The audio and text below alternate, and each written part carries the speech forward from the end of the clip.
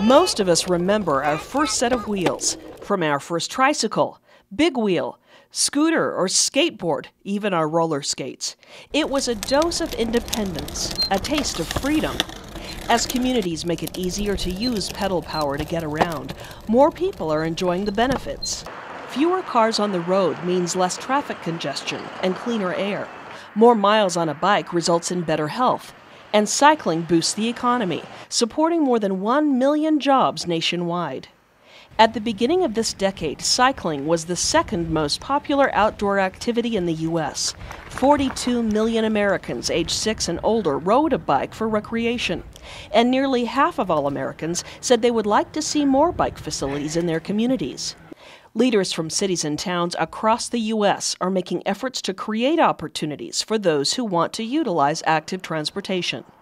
The Utah League of Cities and Towns hears the needs of communities through their elected leaders. Cameron Deal with the League. What are they asking for to create these healthy trail systems? Residents want multi-use paths that are separate from the street, that are easy and safe to use. They want places where their kids can use them to go to school, where people can use them to go to work and run your errands during the day. A nice, safe, multi-use path.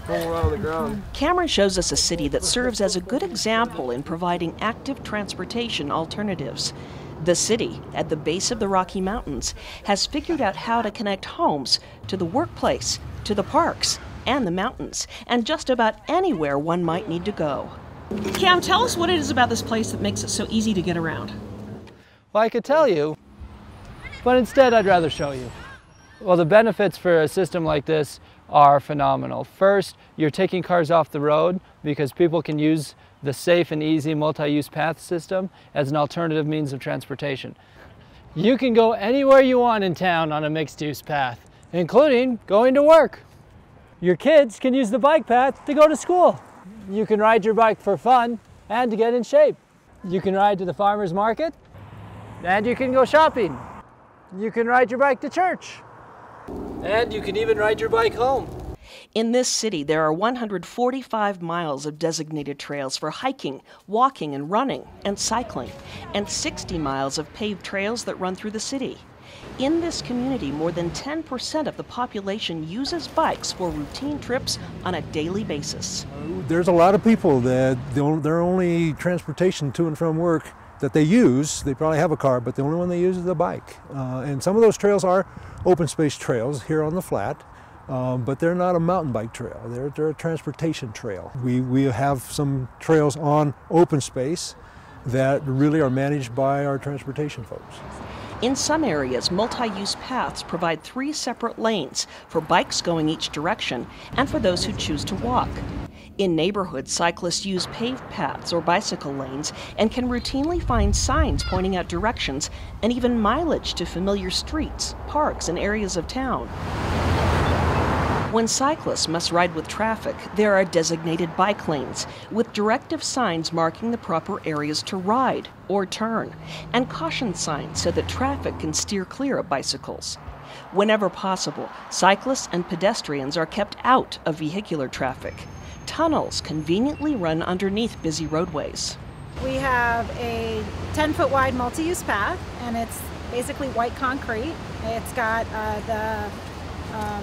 the markings that show bike in each direction. And then adjacent to that, we have a red colored concrete, and that is for pedestrians. And so we do separate the modes. It also goes through an underpass underneath Broadway, one of our major arterial roadways, and it's adjacent to the creek. And there's a couple steps up for pedestrians to stop and look and enjoy the creek. So you kind of have the best of all worlds. 10 to 14 feet wide multi-use paths are kept free of debris all year. So when the snow flies and we send out the snowplow on the roads, we dispatch a separate crew that goes straight to the path system and starts doing the snow removal there. Pathways connect from the heart of town through business and industrial areas, from the highways to the mountains. Single-track trails give people of all ages varied terrain for a nice walk. Some trails allow mountain biking, and these pathways lead right home. It is a walkable, bikeable community. It's very integrated. This is right in the middle of downtown. Our library is over here, our municipal building is here. Pearl Street Mall is 2 blocks away, and there's a grocery store a block away. So you can get anywhere and to complete all your trips. That companies move here so that their employees can enjoy the trails and the trail system. It really is priceless. I mean, we're creating a new tomorrow for them right there. This city funds its multi-use paths and trail system in a couple of ways. Residents pay taxes for these paths and trails, and state funds also contribute to maintain them. The city continually monitors listings of private property for sale. If the property is in an area that could become a valuable corridor, an effort is made to purchase it for a fair market value. The city rarely resorts to the use of eminent domain to acquire vital land, but it has happened.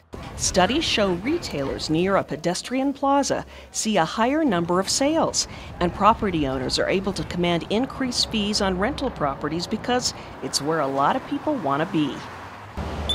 To see the changes in the community and to see something get built, to see the difference that it makes in people's lives, it's great. And to see a kid learn how to ride a bike and then use it as a tool, in a way, a transportation option, really is a tool of independence. Multi-use paths, which keep cars separate from those on foot or on a bicycle, make transportation more viable for everyone. For the Utah League of Cities and Towns, I'm Susan Wood.